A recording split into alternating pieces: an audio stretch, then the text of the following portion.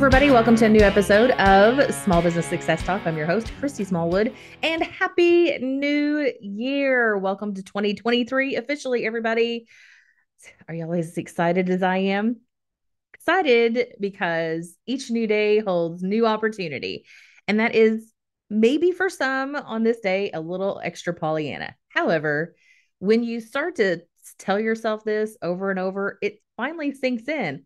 There is an opportunity every day to do something good for yourself and for others, for your business, for the dog, whatever the case may be. So it is Small Business Success Talk, but this is the New Year episode. So you get just me today. I wanted to quickly say thank you to my chamber sponsor partner. We're going to do some different things this year. So be on the lookout because I've got some great plans. I'm hoping to make sure I put them in place because that's always the trick about when you plan things out. Sometimes the plan doesn't go always as planned. I have some ideas of things I would love to do with this show, and I'm hoping that we go. I'm not hoping. I'm working towards that direction because I have some really cool ideas. I want to see this show grow, and I'm counting on you to help me with that. If you enjoy this show at all, please two things that all I'm asking. One, share it with a friend. Tell somebody else, hey, you need to listen to these business folk. They're great stories, first of all, and you get to learn about best practices and other businesses, and maybe find your new mentor or new best friend. Who knows what could come out of it?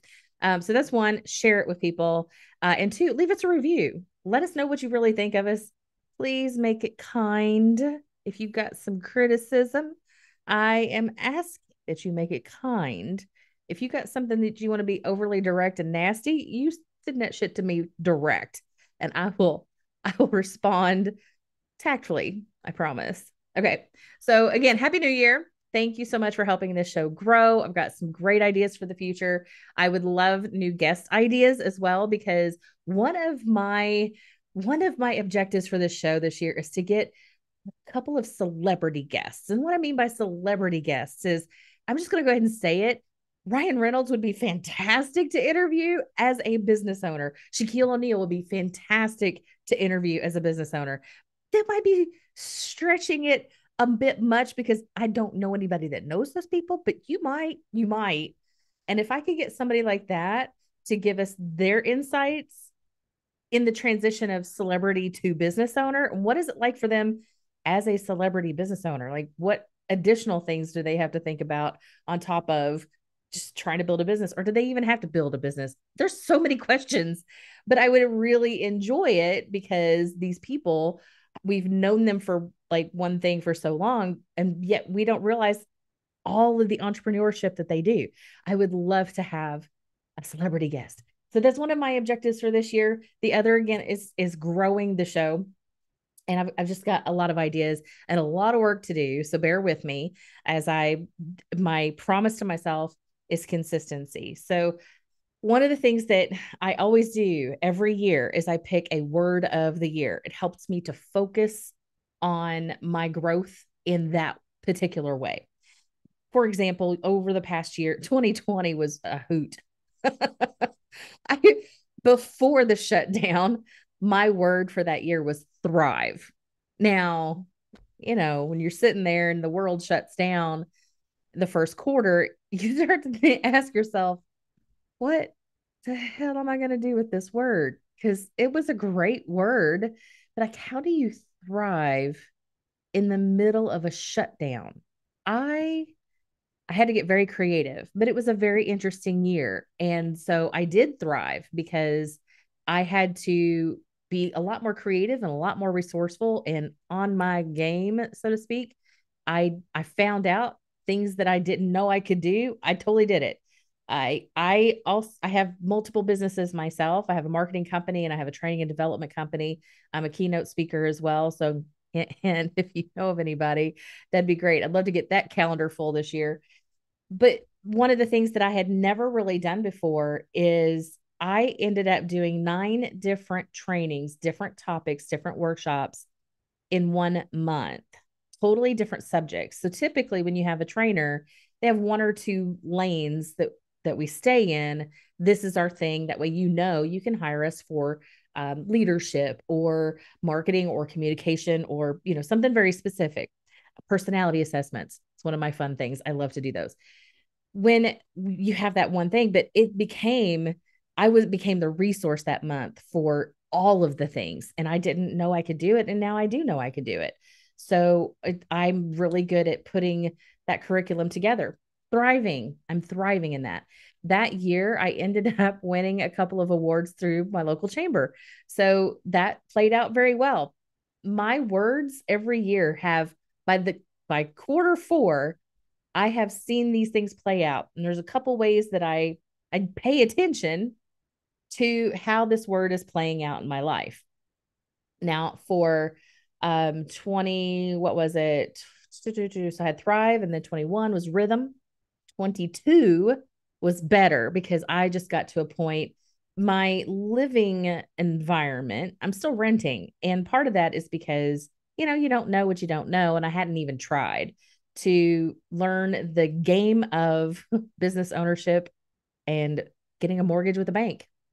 To You can't, it's totally different. So there's certain things I didn't know that I needed to know, and now I know. So last year I needed everything to become better so that I can be in that situation.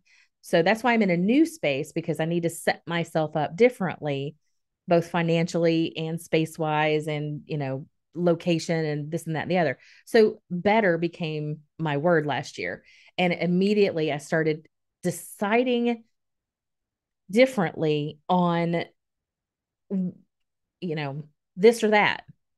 And every time I'm making decisions that aren't the random automatic, I don't have to overly decide about what I'm going to wear in a day or what toothpaste I'm going to use. I'm not talking about those kind of decisions. I'm talking about the bigger things, like part of the plan, the strategic plan, if you will, the year-long plan. Those decisions are based on, is this going to make me better or not? If it helps me be better, and if it's in alignment with my strategy and the core of who I am, then yes, that's what we're going to do. So one of the things I did in 22 for the business was I separated my brands. So if you're a longtime listener, you know I've had Eagle Eye Strategies LLC. It's one big umbrella. Well, underneath that umbrella of LLCs, I have separated out the services that I do, because when I started it, I was just putting everything together that I knew I could do well, creating packages, and I put it into the marketplace. But what happened was it was too confusing because, well, yes, I do business coaching. Yes, I do training. Yes, I do marketing. I can do all of these things, and I can do all of that for you. Well, that's too much for the receiver of that communication to figure it out. Like, they have to, there's boxes up in their little brain of how to put you into their world. And I was not making it easy. So I decided to make it better for the receiver of my message, to make it easy for them to put me in their mental Rolodex, if you will. And if you're too young to know what a Rolodex is, it's a CRM system on paper, basically. And although it was kind of fun, because when you for those of you who are listening are old enough to know what that is, you know what that is, on those little cards, and then you roll the thing and you just flip it to the card that you want. Yeah, it's old school, but we still call it the Rolodex. So mental Rolodex, you have to be able to categorize me somehow. So now it's easier, which has made my businesses better. Both businesses are now very stable and grow on the grow. And I'm excited to see what's going to happen with both of those, as well as this show. So better for me, better for everybody else, for sure. In 2022, I did some hiring, I did some releasing of people. So that was a roller coaster of emotions all over the place. I love working with good people, and I hate to see them go, but I'm excited to see who's next, if that makes sense. I love to just I love to see what's going to happen. I've done more collaborations this year. The bills are getting paid. It's just been a really it's so much better than it used to be. Looking back to 2015 when I left a business partnership, I that period of time compared to today, um yeah, better is definitely the word. So, we're in 2023. What's my word for this year?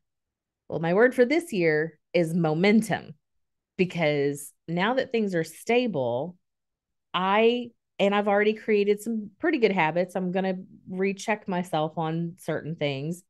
We'll come back to this. It's a funny story. So, having good habits, being consistent turns into the compound effect, right? That momentum, it creates the momentum that I need to grow the way that I want to grow, so I can bring on more people, I can employ more people, work with, I do more collaborations, because having people to do project work frees me up to go do collaborations with others, and it just becomes this big team effort to making the world a better place. It's what it kind of boils down to, through coaching, training, marketing, speaking, whatever. So, okay, my word of the year, momentum. How do I start this? So, my process whenever I plan out a year, and honestly, you guys, I should have started this in October, but because I was trying to physically move everything, it it kept getting sidetracked. What I did back in October to kind of get started was I took small notepads, one for each brand. And when I say a brand, I'm trying to pull them out because, but making all kinds of noise here. Hang on. Oh, one for each brand. And I just labeled them. So if you can see the video, I just took these little notepads and I put tape and I labeled them. And then I clipped it. Like, this is a super fancy way to do it. So that, and I kept this kind of like beside the couch, or I just put it around where I knew I would be thinking. I just kept this handy. So when I had an idea, I would jot it down. So it could be a notebook, it could be a binder, it could be anything, but something that would allow me to separate out my thoughts. I can even do set up tabs in, I use Microsoft OneNote because it's like a digital binder system. I'm a real geek about, I love office organizational things. You'd think I'd be better at using them, but I'm working on it. I just love it. So what I need to have things separated. If I have an idea for a brand, I just pick that thing and I put the idea down. That way, whenever I have concentrated time to be able to work on real planning, strategy, then I could pull that stuff out and put it in there. And that really, really made a huge difference by the time I got to setting down to work out a plan for 23 and potentially beyond. It came super fast. So, knowing I already had ideas on the plate, I didn't have to overwork my brain. So, where I started in my deeper planning was I went back to, okay, what's the core for each of these brands? What is my core values, and what are we here for? And not just what, but who am I serving and what is important to them? And so, having my values lining up with what's important for my people was a huge key that unlocked the gate, if you will. And so the planning part got done a little bit faster. I also have a planning system that I created that helps me get through all that stuff faster. So my planner from 23, of course, I, stickered it up, because I like to have my word of the year on my planner. But I still have some of these available. If you got, if somebody needs a planner and hasn't found one yet, I still have some. They come blank on the front. It just has the year at the top, and it's tabbed. It's got all the basics to it. But the beginning of it is a strategy planning section, and it walks you through, if you have a focus word, how you want to live, your I am statements, empowering statements. But I also use a life wheel so that I can focus in different areas of my life. And what do I want that to look like? I have internal visions, external visions, the value pillars, my mission, and then driving desires. So it kind of just, it walks you through how to plan and getting it out of your head. I don't put anything into a very strict goal setting thing. Here's why. I have had a hard time not setting the goals But hitting the goals, because I end up doing, I'm not focused on it. For one, I'm owning it, not super focused on it. And with the distractions, because I allow all of the extra things that I enjoy doing to distract me from accomplishing the goal. It's something I know I need to work on. But knowing that I suck at hitting goals and it just discourages me every time. I quit setting goals. I'm now shooting for, I have objectives. Like they're non-negotiable objectives. This is the path we're taking. Now, some of you may be like, well, that is a goal. No, a goal is very different for me because that is extremely specific with a time frame, a measurement to it, what it's for. Like we get really deep into the specificity for a goal. An objective is a little bit more vague, and I can allow the path to change if I need to. I like some structure. I don't like structure. You know what I mean? I'm not the engineer mind, so it allows enough structure for me, and I can still be creative in it. So the depth of where I start is in that value system, knowing that I'm bringing some value to the marketplace, and I know what my value is, and I know that, as I'm working with people, I know my top two values across the board for each of these brands is strategy and service. And it just jazzes me to know that I know myself well enough. And I've had some young people starting to come to me asking for mentor sessions. And I'm happy to sit with them, brainstorm, give them a piece of my mind, if you will, in a very nice way. But just to encourage them through a moment they may be having. A consistent thing that I get from people is that you're so confident, you you know who you are and you express it very well. And I'm like, it took a lot of work to get here. A lot of work. But if you're willing to put in the work, the confidence just comes naturally and you don't even realize you're confident. You don't have to. So there's parts of this whenever I'm talking about all these systems, these are the things that I've done to get this where it's gotten. So that's the planner system. I would highly recommend, if you don't have one, find one. A planning tool will help you just at least get your thoughts structured enough to be able to put things into action. If you're not the person that likes to put things on paper or get it out of your head, there are some people that are on that spectrum of, yeah, I'm just going to fly by the seat of my pants and I don't care. You do you, boo. You just go right ahead. And I'll be sitting back with my popcorn just watching the show, because sometimes it clicks. Those people are amazing. And sometimes it can be a shit show. It's crapshoot. Depends on the person. But then you have the other side of the spectrum when there's decision paralysis because they've overthought it. Now, I overthink. I get paid to overthink for you. That's strategy for me. When somebody has overthought it so much that they just don't do anything with it, that's the other side of this scale. So I'm a little bit over here, not quite fly by the seat of my pants, but I allow space to be able to get creative enough to feel like I'm flying by the seat of my pants some days. Okay, all of that. Um, so the other thing that I do to back myself up with it, once I have a plan, I'm like, okay, so then how am I keeping up with the plan? And I have pulled 100 different things on this table. Okay, so the other thing I do is I have a journal. Now, my journal from last year, oh, here it is. Here it is. Again, I get creative. So, y'all, look at this. It's shiny. It is so shiny. It's glitter paper and stickers, and it's a whole kind of shiny red. But it's all it is an artist sketchbook. No lines in here. There's no lines to this paper. I just bought mine today for my new year. There's nothing there. It allows me to do whatever I want in it. I can draw, I can track, I can do one of those little tracking journal things, daily journals.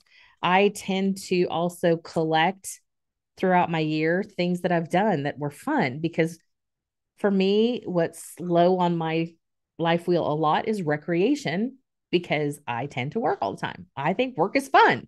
but I also need to get my head out of work to do actual recreation time. I've gotten some of these things are tabbed because they like here is a new training tool. Like I journal throughout the year. How is my life getting better? According to that word, what is it looking like? What have I studied? What are the notes of a podcast that I've listened to or a sermon that I listened to? What are the notes about that's going in here? So I journal. That's a very useful tool. The other thing is my environment. You may not consider that to be a even a thing to consider. But I will tell you, if you are sitting in your office or at your desk for more than an hour at a time, you're taking in anything that's around you. So I know right now in the new space, I'm designing it differently. In front of me, I have eagles. I have pictures on canvas of eagles that friends of mine have taken these photos, and they're gorgeous photos, but they're on canvas and they're in between two audio panels. And I love it. And a little greenery around there. But I also have my training screen in one corner. And this room is actually that I picked to use for the office is big enough that I can do trainings in here. And of course, I've got my whiteboards everywhere. I have whiteboards here and there. And I'm still trying to figure out what I want to do behind me. So as you're looking, you're like, yeah, you look like you're in a totally different hot mess kind of space. Well, because it is right now. I've I will figure this out within the next week or so. But your environment matters. And so I just put up Christmas stuff today. It is New Year's Day again. And I'm like, I need something to replace the thing I'm looking at the most when I'm sitting there in my comfy couch. And I'm like, I don't know how I'm going to replace that cute little donkey picture that I got for Christmas. He's a Christmas donkey. While I could break the rules and keep him out all year, I was like, no, I want something different. He needs to be special. What would I put there? So I went on the hunt. That's what I did this afternoon. Y'all, I went shopping. And I don't get to go shopping very much because I don't really enjoy shopping much. It's not really my thing. But I was on the hunt for something specific. And the thing specific, I was like, I want it to bring me joy. When I look at this wall, I want to be happy because the donkey made me happy. So like, how am I going to replace this thing? I was so, oh gosh. So I just, up and down the aisles of at home because that's the big warehouse place of home decorations stuff. And I know that they've got a crap ton of wall hangings, pictures, thing decorations. I come across this and I still can't believe I seen it and I kept coming back to it. I was like, man, I don't that doesn't need to go in the living room. That's too nah, we'll come back to that. And I found some other things and I was like, oh man, that's just while it's pretty, I really like this other thing. So I came back to it. I just kept coming back to I went back to I took a picture and walked away and I bought it because I was done overthinking it. I was like, just get it. So here it is, you guys. See the whole it's a long picture. It is a long, tall picture. And for those of you who cannot see this, it is so stinking adorable, but it makes me happy. It is an old time at the top of this long picture, and it's on canvas, is a old timey cuckoo clock, birds and everything. Okay, cuckoo clock at the top, and you see this orange tabby cat, looking at it, waiting patiently at the bottom with a fishing net. Like that is adorable. Even if it didn't have the fishing net, I probably still would have been obsessed with it. I'm going to name the cat probably Sunny because it looks like he's got sunbeams on him. And I'm this will be my cat in the house, by the way. So this thing just made me smile so much. I was like, I just got to have it because me being happy in my environment is a big deal. And then I found another little, those little sayings on canvas. Never give up on yourself. What a great message to go with Sunny the cat. So I'm putting together that wall this week and a couple other things that changing up after Christmas. So I'm excited about that. But I just needed to, tell you and show you. Go make your environment something that is conducive for you to not only be happy and pleased and like not so that you can think well, you can think abundantly, you can think in terms of good things in your life. Your environment does matter.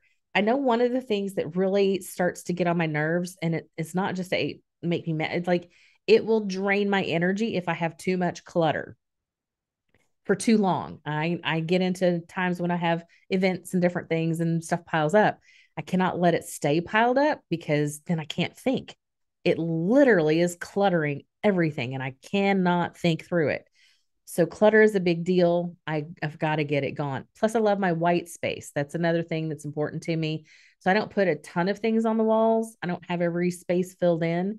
And there's a few walls that just doesn't have anything on it. But I want him I can see.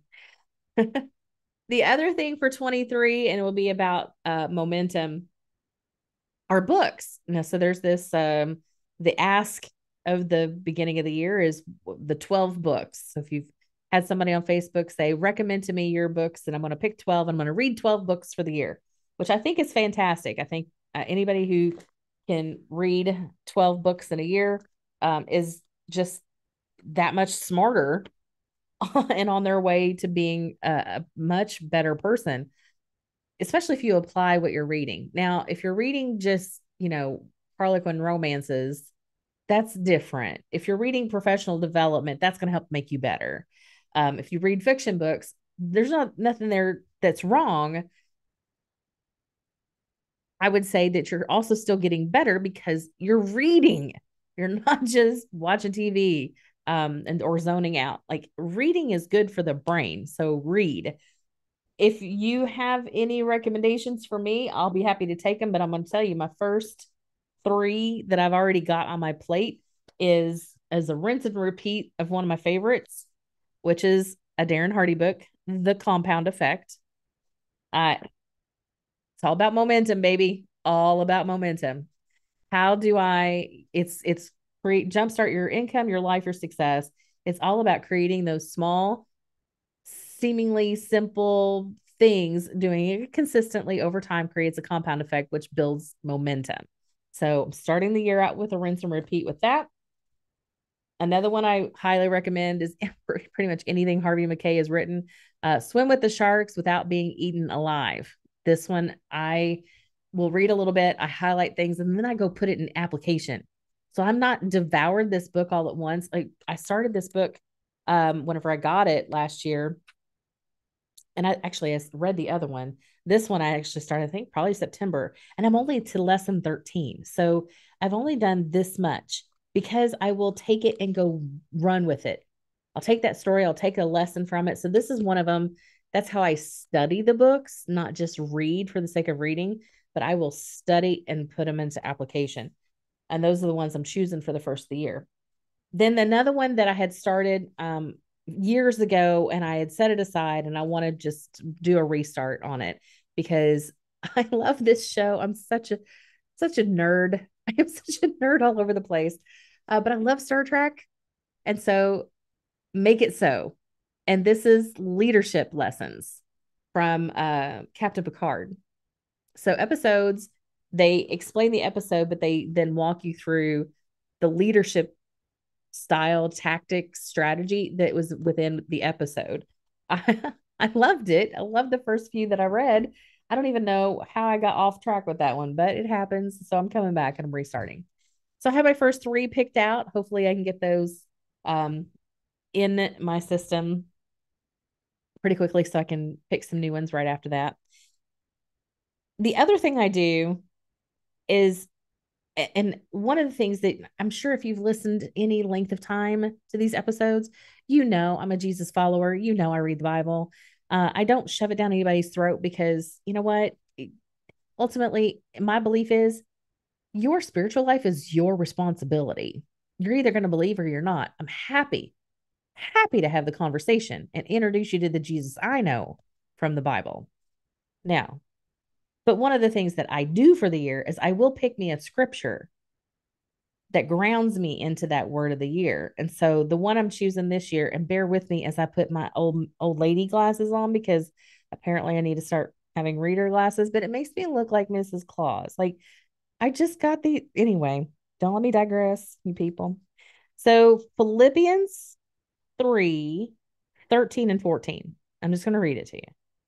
Brethren, I do not count myself to have apprehended, but one thing I do, forgetting those things which are behind and reaching forward to those things which are ahead, I press toward the goal for the prize of the upward call of God in Christ Jesus. Now, for those of you who are not familiar with the Bible, that's the Apostle Paul writing. And Paul, God love him, and God does love him. God did love him. Paul was a Christian hater, like Christian killer, even. And God, have you ever heard about a Damascus Road experience? God basically blinded him for 3 days and said, "Oh no, I got other plans for you." And then he became on fire for God. He's a Jew of the Jew. He's a Roman citizen. Like this guy is the legit deal of credibility when it comes to being a professional.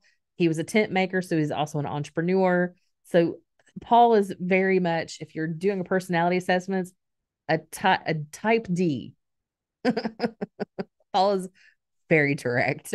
But Paul is also a little scattered sometimes. He writes in Romans 8, I think, 7, maybe it's 7.